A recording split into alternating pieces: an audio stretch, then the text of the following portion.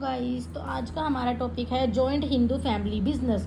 मतलब joint Hindu family business का मतलब है जिसमें फैमिली के मेंबर्स ही बिजनेस को चलाते हैं। जैसे it is a form of business which is own and manage by members of joint Hindu undivided family which the possibility of 3 successive generations as member in the business.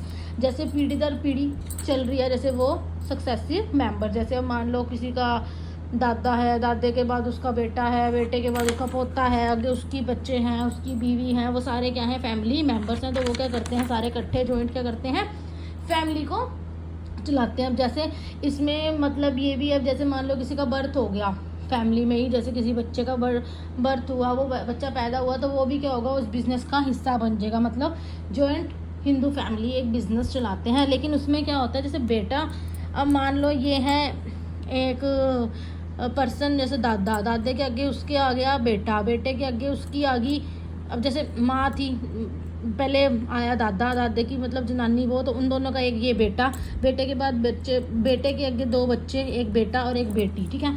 उसके बेटे के आगे और 2 बच्चे हो गए, मतलब उसके हो गए पोते, तो वो उसके 2 बेटे हो गए, चाहे मान लो एक बेटी होगी, ठीक है। तो ये क्या हो गए, ये सारे कौन है, बिजनेस के मेंबर बन जाते हैं, ये हो गए हैं जॉइंट हिंदू फैमिली मेंबर्स। तो लेकिन जो डॉटर है ना, वो तब तक ही इस बिजनेस की मेंबर है जब तक उसकी शादी नहीं होती। सपोज करो अगर उसकी शादी हो गई, वो अपने हस्बैंड के साथ चली गई, तो वो उस घर की जॉइंट हिंदू फैमिली, वहाँ के बिजनेस की वो मेंबर कहलाएगी।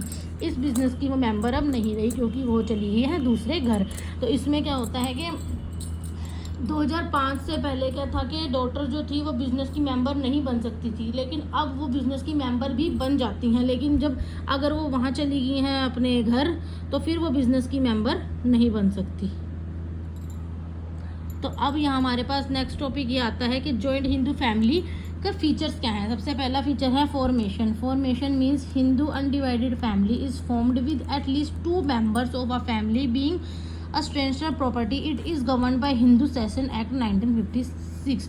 1956 एक्ट के दौरान ये जॉइंट हिंदू फैमिली का था, एक फॉर्मेशन हुआ था, वो अपना बिजनेस चला कर सकते थे। इसमें इस एक्ट के दौरान फैमिली मेंबर जो थे वो बिजनेस कर सकते थे। Next, liability. All the members of the family except karta have limited liability up to their share in the business property. इसमें क्या होता है, एक कर्ता होता है। अब कर्ता, इसमें आ गया कर्ता, कि कर्ता कौन है, कर्ता जो होता है वो होता है हेड ऑफ द फैमिली। मतलब वो क्या होता है, बिजनेस का ओनर होता है। एक सारे ये जितने भी पर्सन हैं, घर के मेंबर जितने भी बिजनेस चला रहे हैं, वो एक अपने सुझाव से एक जो होता है हेड बना